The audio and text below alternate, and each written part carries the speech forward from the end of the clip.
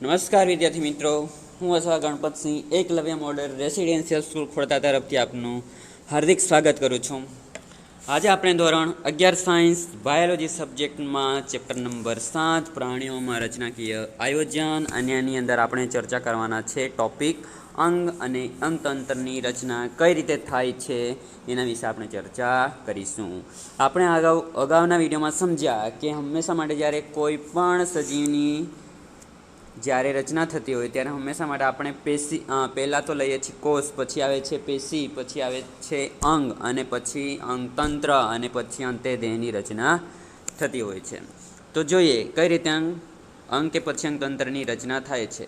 હવે જોઈએ કે આપણે શરૂઆત કરીએ તો બહુકોષીય જે પ્રાણીઓ જે છે એ બહુકોષી પ્રાણીઓમાં મૂળભૂત પેશીઓ સંગઠિત થઈને પછી અંગો બનાવે છે, જે આપણે બધા જાણીએ છીએ.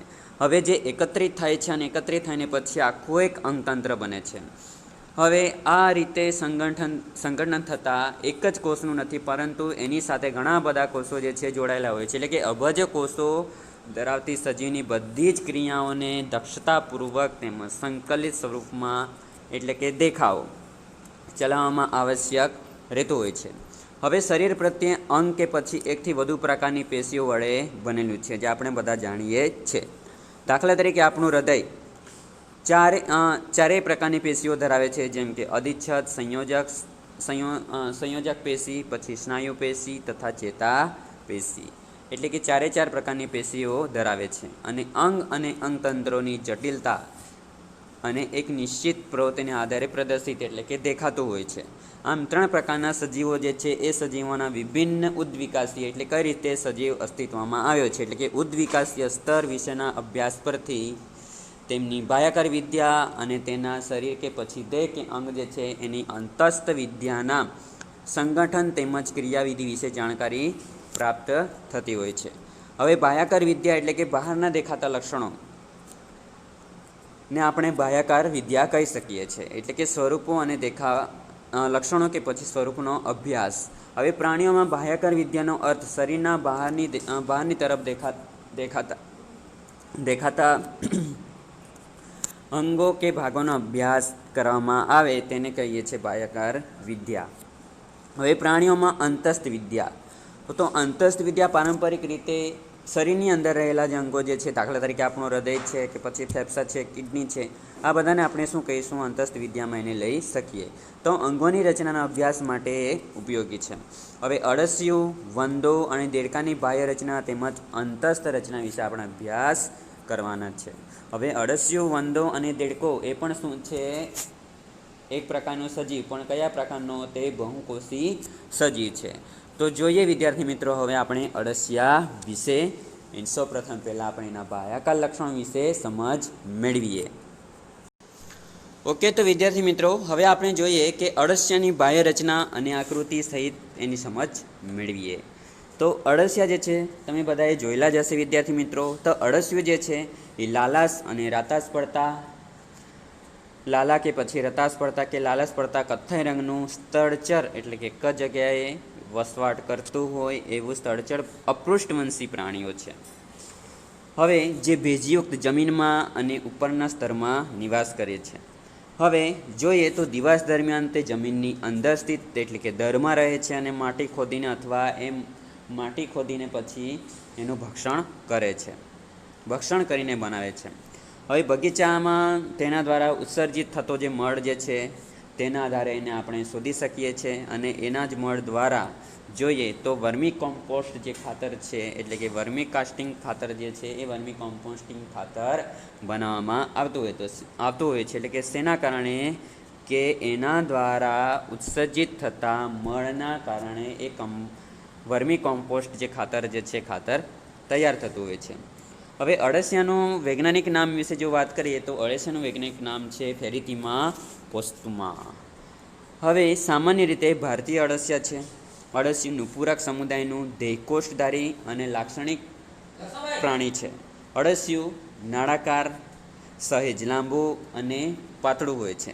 હવે એનું શરીર નાના ખંડોમાં વિભાજિત થયેલું હોય છે, જેની સંખ્યા 100 થી 120 જેટલી હોય છે.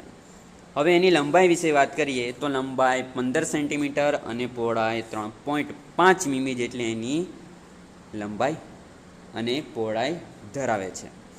હવે અળસિયાની શરીરની પૃષ્ઠબાજુએ એક છેડેથી બીજા છેડે સુધી વિસ્તરેલી એક લાંબી ગાઢ રેખા પૃષ્ઠ રુધિરવાહિની આવેલ હોય છે. હવે અગ્ર છેડે મુખ અને મુખાગ્ર આવેલા હોય છે અને મુખાગ્ર એક પ્રકારનું સંવેદી અંગ તરીકે વર્તે છે. હવે તેના મુખદ્વારની ફરતે છાજલી જેવી રચના કહેવાતી એક પ્રકારની રચના બનાવે છે અને જેની મદદથી એ માટીને જોર જોરથી છીણીને પાતળી ચિરાડ બનાવીને અને અતિ મંદ ગતિએ આગળ વધે છે. હવે જોઈએ કે એના ખંડોની જો વાત કરીએ તો પ્રથમ ખંડને પરિતુંડ કહેવામાં આવે છે. હવે શરીરને શીર્ષ હોતું નથી. આખું શરીર નળાકાર અને ખંડોનું બનેલું હોય છે. જે આપણે અળસિયા જે ખાસ કરીને ચોમાસામાં જઈએ તો આપણે ઇઝીલી જોઈ શકીએ છીએ, અથવા અત્યારે તમે પણ જોશો તો અત્યારે પણ તમે અળસિયાને ઇઝીલી એના શરીરના ભાગો જોઈ શકો છો. કે હવે મુખ અર્ધચંદ્રાકાર અને શરીરના પશ્વ છેડે મળદ્વાર હોય છે, એટલે કે પાછળના છેડે છેલ્લે લાસ્ટમાં એનો મળદ્વાર હોય છે. પુખ્ત અળસિયાની જો વાત કરીએ તો 14થી 16મા ક્રમના ખંડમાં ગ્રંથિમય નલિકાઓ સ્વરૂપે એની અંદર વલયિકા કહેવાતી જે રચના જે છે એ રચના આવેલી હોય છે અને એ વલયિકાની રચનાના આધારે શરીરને પૂર્વ વલયિકા ખંડ 1થી 13 ખંડો અને વલયિકા પ્રદેશ 14થી 16 ખંડો અને પશ્વ વલયિકા પ્રદેશ ખંડ 17થી આગળ એમ 3 ભાગમાં એને વહેંચી શકાય છે.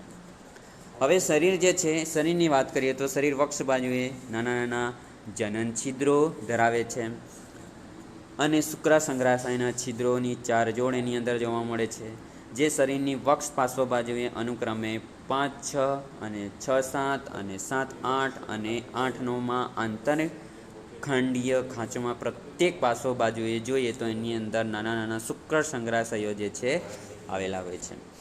હવે 14મા ખંડની વક્ષ મધ્ય ભાગે એક માદા જનન છિદ્ર એની અંદર આવેલું હોય છે અને 18મા ખંડની જો વાત કરીએ તો ખંડની પાર્શ્વ બાજુએ એક જોડ જનન છિદ્ર આવેલા હોય છે અને 17મા અને 19મા ખંડમાં વક્ષ બાજુએ જનન અંકુરો આવેલા હોય છે અને શરીરની વક્ષ સપાટીએ અસંખ્ય સૂક્ષ્મ છિદ્રો આવેલા હોય છે, એટલે કે ઉપર આગળની સપાટી જેને આપણે કહી શકીએ તો નાના નાના સૂક્ષ્મ છિદ્રો આવેલા હોય છે, જેને ઉત્સર્ગત છિદ્રો કહેવામાં આવે છે.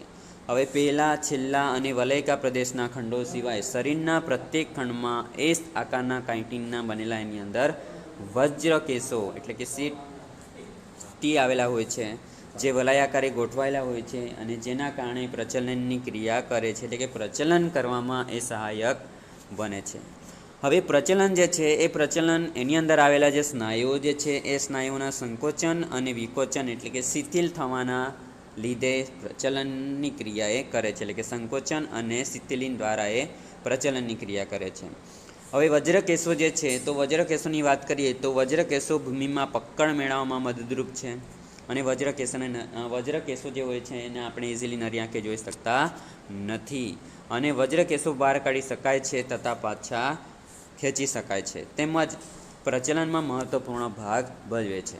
તો હવે આપણે આકૃતિ વિશે થોડી સમજ મેળવી લઈએ. તો તમે જોઈ શકો છો પહેલાં આગળનો ભાગ પરિતુંડ જેને આપણે કહીએ છીએ, ભાગમાં મુખ આવેલું હશે અને પછી વલયિકા જે છે એ વલયિકાનો ભાગ પણ એની અંદર દર્શાવવામાં આવ્યો છે. વિદ્યાર્થી મિત્રો તમે એની અંદર જોઈ શકો છો, બરાબર.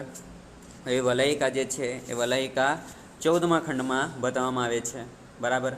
અને એની અંદર બધા નાના નાના ખંડોથી લઈને એટલે 100 થી 120 ખંડોમાં અને છેલ્લે પશ્વ છેડે શું આવેલું હોય છે? મળદ્વાર.